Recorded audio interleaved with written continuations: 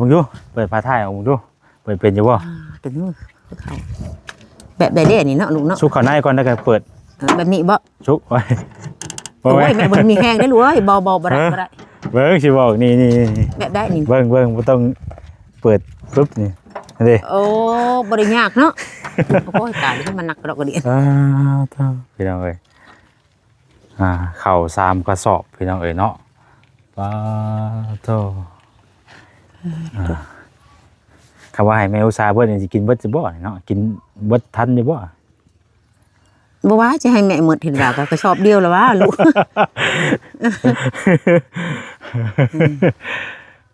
แม่ก็ชอบเดียวหั่นแหละชอบเดียวบ่ชอบเดียวไปหมด1มันก็บ่ได้แล้วเนาะคือว่าหลายโพดบ่หลายแล้วบ่ว่าสิเอาก็ชอบ3ก็ชอบโดดเห็นว่าก็ได้แม่ก็ชอบเดียวแล้วแม่ก็ได้ถ้าให้เลือกนี่สิเอาเบิดบ่ได้ว่าโอ้คันเป็นไปได้ก็หมดแล้วแม่ก็สมมุติคันเป็นไปได้บ่เป็นแล้วก็บ่เป็นหยังล่ะลูกก็ไปให้คนอื่นแน่นะแม่ก็บ่ได้ว่าดอกคันแม่ก็ดีใจแล้วแม่ก็ได้เบิ่งเดี๋ยวสิย่อซอยเด้อย่อซอยกันพี่น้องเอ้ยไปปาไปกันพุ่นเนาะ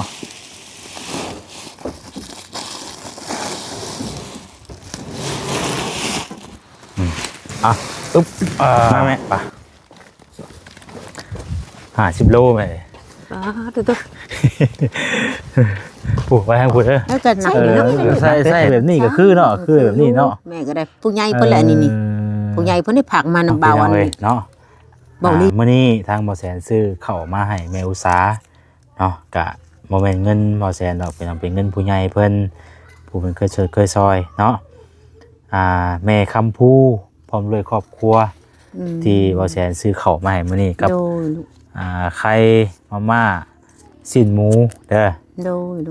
ซื้อมาให้พี่น้องเอ้ยเป็นเงินก่อนเพิ่นนะบ่ก่อน1 2 3 4 5 6 7 8 9 10 11 12เดี๋ยวเงิน1,200,000ได้ไหมเด้อหลังจากที่ว่าบ่แสนซื้อข้าวซื้อสิ้นหมูซื้อมาม่าแล้วก็ไข่เนาะ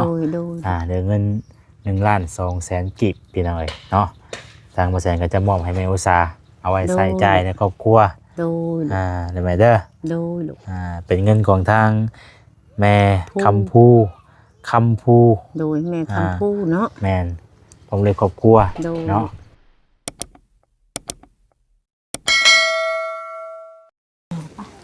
เอาพี่น้องเอ้ยเปิดภาพมาอีกวันนี้ก็อยู่กับแม่อุตสาคือเก่าพี่น้องเอ้ยเนาะสบายดีเด้อเนาะสบายดีเด้อแม่อุตสาสบายดีโดยพากันนั่งพักผ่อนเมื่อกี้นี่พี่น้องเอ้ยพอแม่ก็มึงไปมือพากันทางกันนี่เมื่อกี้นี่ก็ได้แล้วเนาะแล้วทิ้งขนาดแรงบ่ได้ไว้ได้นี่ดอกหญ้านี่เกิดบ่ได้แล้วเนาะหญ้าเนาะเกิดมาเนี่ยเป็นแล้วส่วนคนเราเป็นมือแล้วบ่เป็นไปโลดลูกเอ้ยคนทางหน้าพุ่นเดี๋ยวให้มันสะอาดไปสิเดี๋ยวไปต่อไป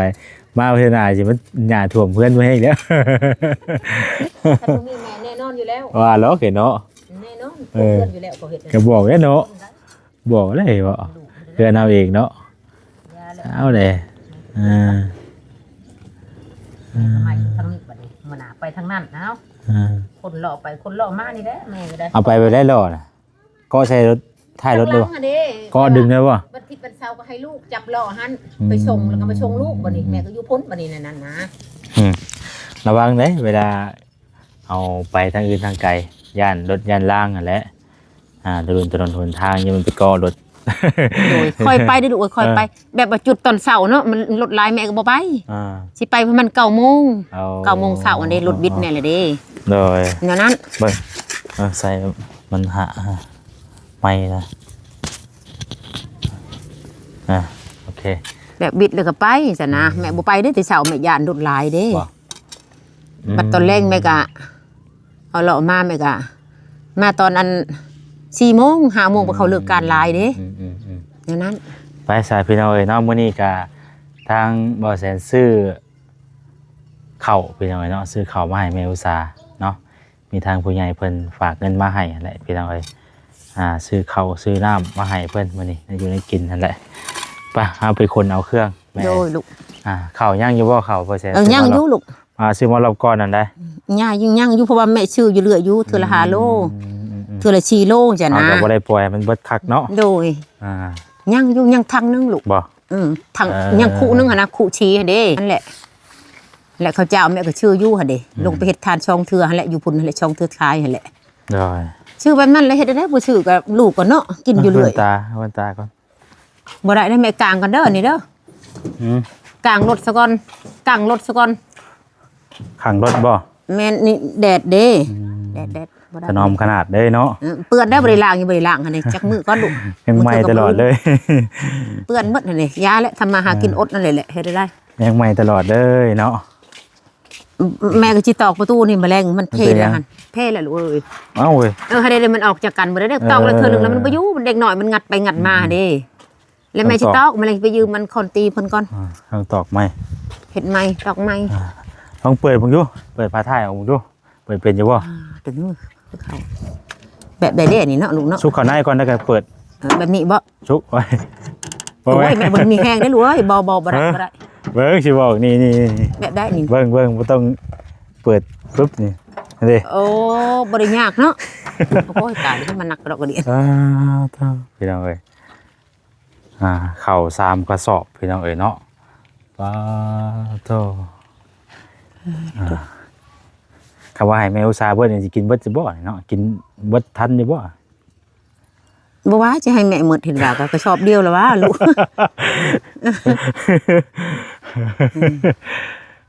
แม่ก็ชอบเดียวหั่นแหละ เอาชอบเดียวบ่ ชอบเดียวไปเอาหมดหนึ่งมันก็บ่ได้แล้วเนาะคือว่าหลาย หลายโพดบ่ หลายแล้วบ่ว่าสิเอากระสอบ3กระสอบโดดเห็นว่าก็ได้แม่ก็ชอบเดียวแล้วแม่ก็ได้ ถ้าให้เลือกนี่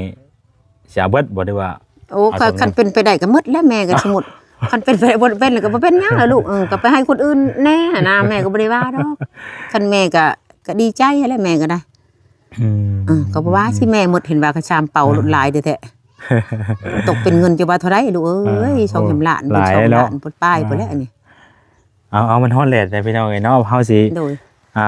กระสอบหนึงแม่เนาะ โดย เอากระสอบหนึงเพราะว่าเฮาก็ปุริ3ครอบครัวอะไรอยู่นี่น่ะ โอ้ชามครอบครัวบ่ลูก แม่น ก็ว่าแน่ก็แม่ก็บ่ได้ว่าดอกบ่หลายโพดแล้วชามบ่ชอบเป็นว่าก็ได้ ไล่บ่เนาะบัดนี้บ่แซ่นมาคนเดียวซะมื้อนี้ก็ได้เนาะเบิ่งเดี๋ยวสิย่อซอยเด้อย่อซอยกันพี่น้องเอ้ยไปปาไปกันพุ่นเนาะ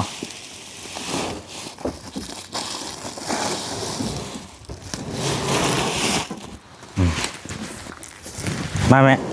ถามเธอกันได้บ่เนาะ เจอกันให้เล่นแม่ก็บ่ไหวกันผู้เดียว โอ้เนาะป่วยแล้วผู้เดียวบ่ใช่เกิดกันบ่ บ่ใช่ก็ย่าลูก อึ๊บไป50 โลแม่ ตึ๊ด ผู้ไปทางผู้เด้อ หนักดีเนาะ นักเด้เห็นเนาะพี่น้องไว้พี่ไหมเอา1 2 3อึ๊บท่อ มันชอบก็ชอบภายน้องเตี้ยแน่บ่หันลูก บ่แม่ยังอยู่ยังบ่เว้าเนาะว่าจะเอาไปให้ไป อีก2ครอบครัวอย่างนั้น โอ้ แต่ว่าหากผู้ใหญ่คนละทานพี่น้องเนาะอีกสอบนึงน่ะมาคันเบิดแม่ ฮะ มาเอาอีกก้อนนึงคันเบิดว่ะ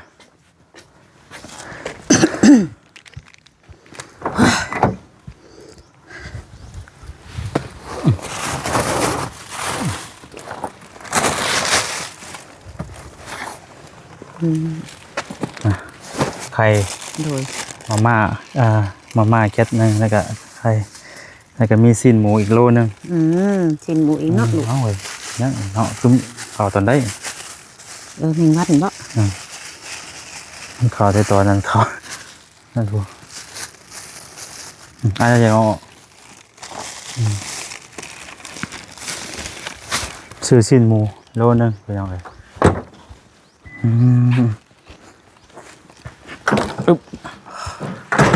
แมวซาทีมฮอดเกือบเลยเนาะ ทีมฮอดเกือบเลย เอาเกิบก่อนนะลูก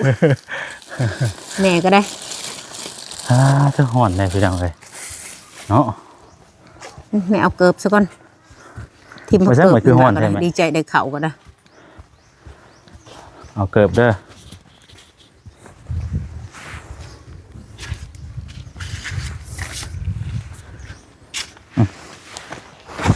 แค่เสื้อเอาก่อนบ่ใช่ก็ได้ฮ้อนเอาได้มาไว้แบบ ลูกจะไปทางไกลบ่หรือว่าคุมเดียวกันบ่นี่แถวนี้บ่ลูก บ่สิเข้าบ้านผู้บ้านหนองทง โอ้ เนี่ยแก้เสื้อได้มาเด้อฮ้อนก่อน ตายจะมาเป็นอันนี้เนาะเอายามันเอาไปถ้าคนเข้าตอนใด มันเข้าตอนนั้นพูดได้ไหมเป็นยังรอเฮาให้สุกอยู่คิดไว้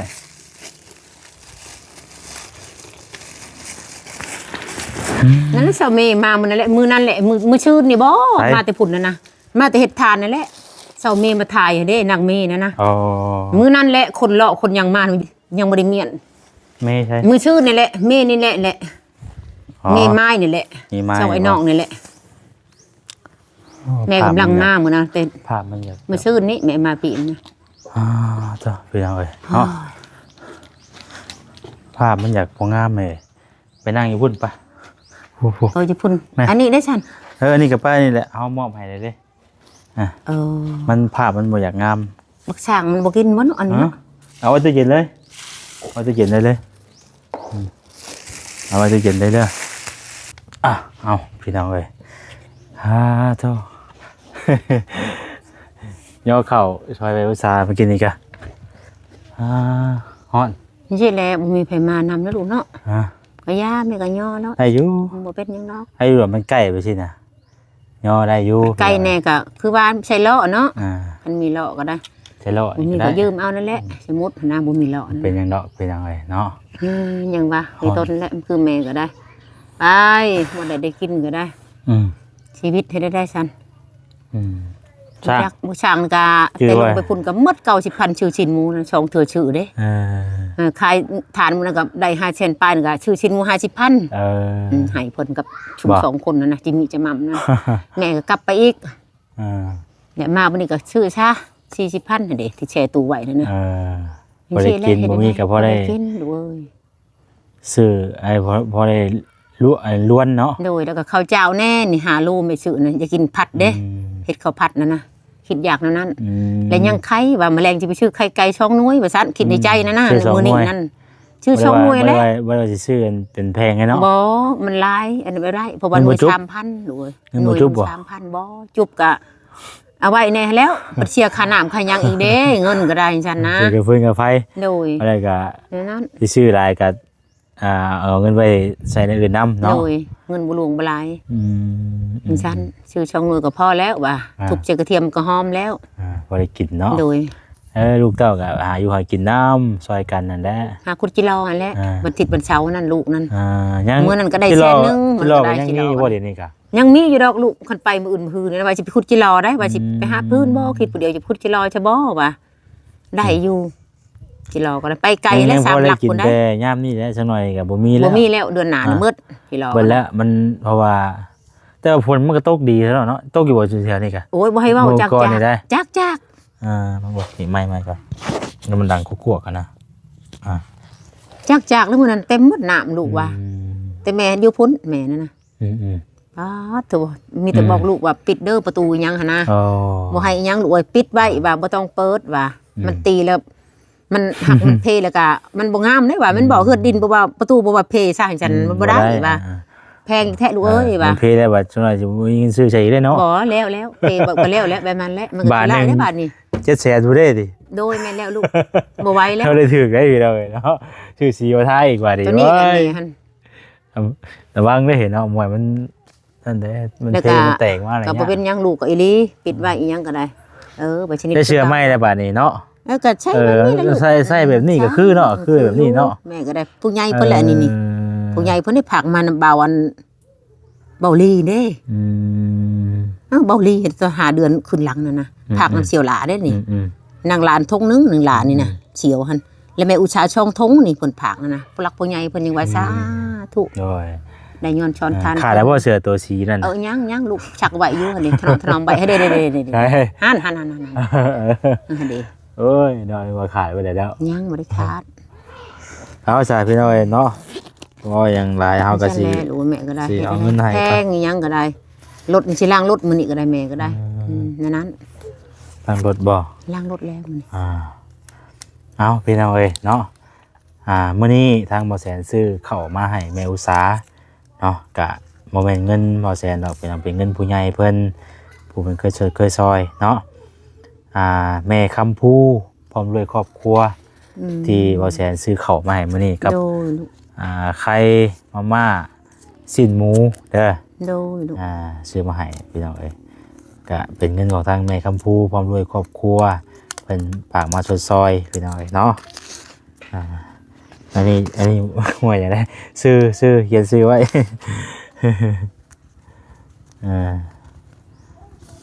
เพิ่งนะบอกก่อน1 2 3 4 5 6 7 8 9 10 11 12เดี๋ยวเงิน1,200,000ได้ไหมเด้อ โดยลูก หลังจากที่ว่าแสนซื้อข้าวซื้อซีนหมูซื้อมาม่าแล้วก็ไข่เนาะ โดย เ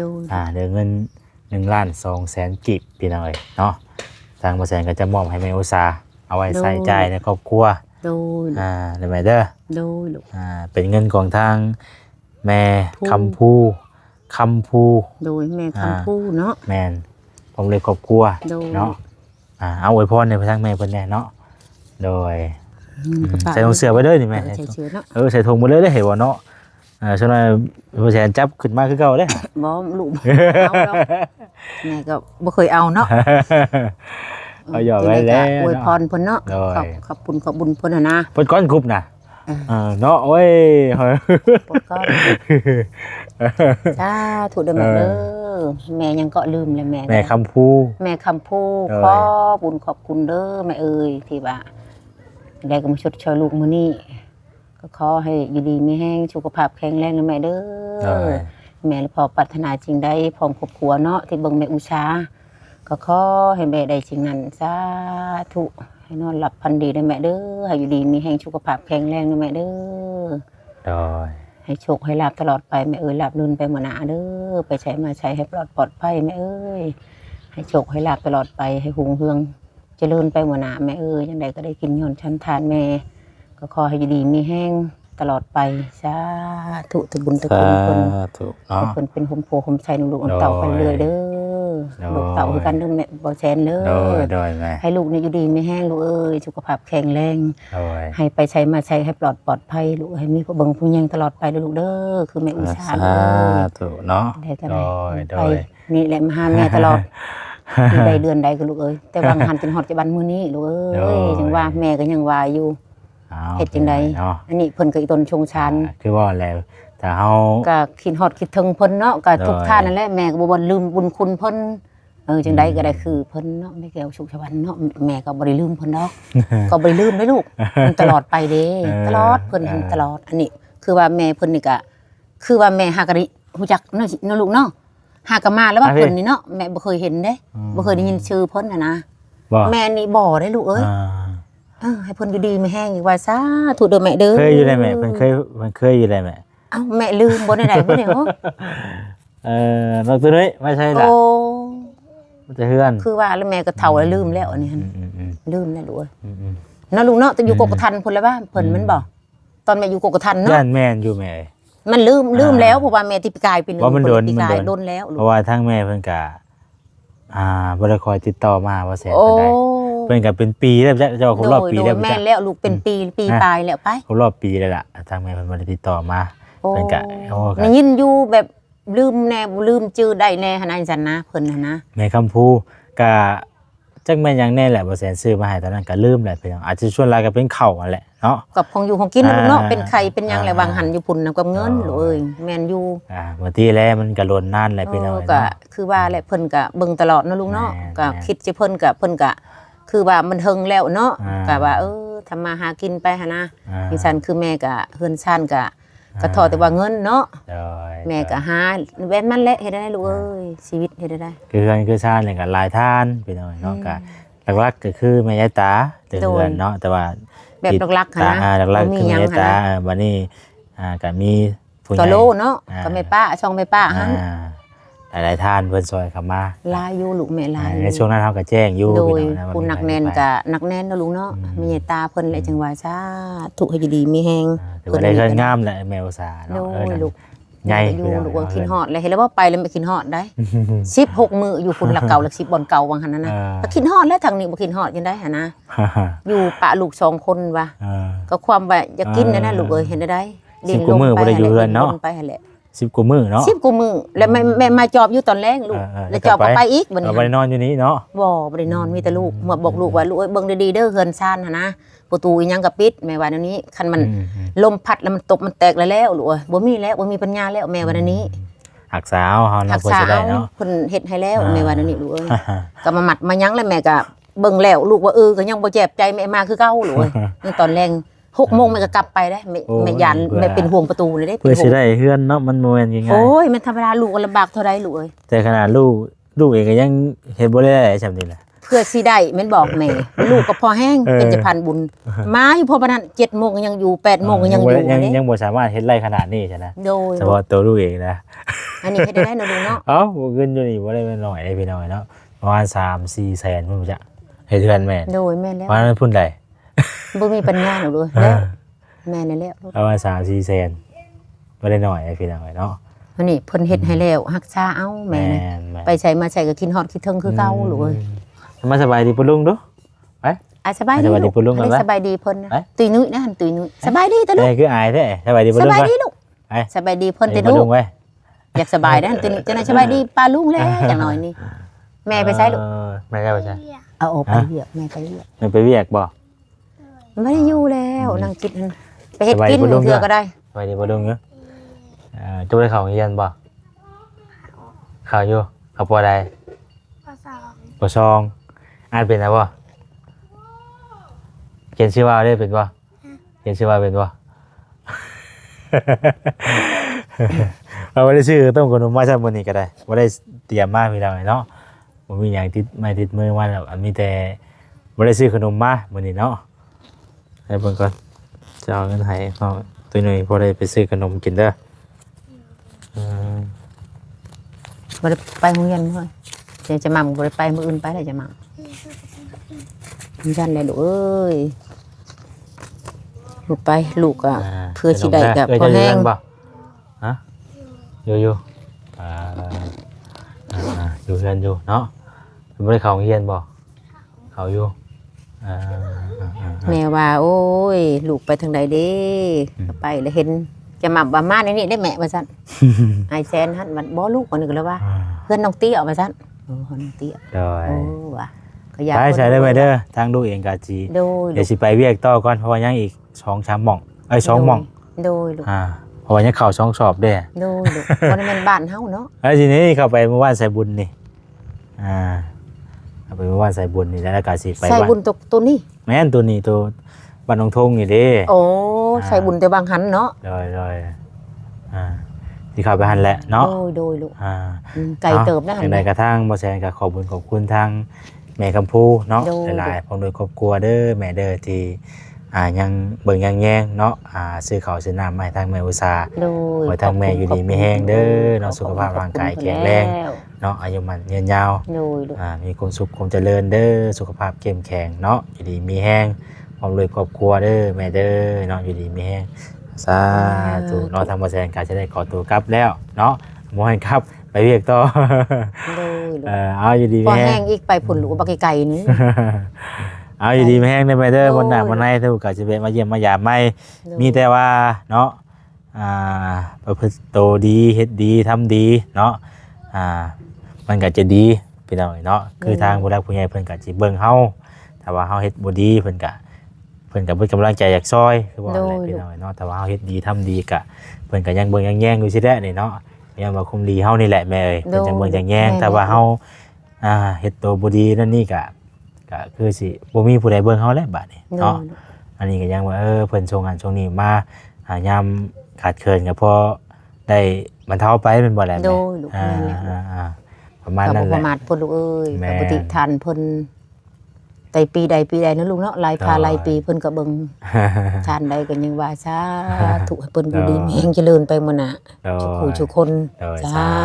ธุ เอาลำลาไปก่อนพี่น้องเอ้ยเนาะสบายดีเด้อ สบายดี โดยไปเอาไปเวียกต่อก่อนพี่น้องเอ้ยเนาะ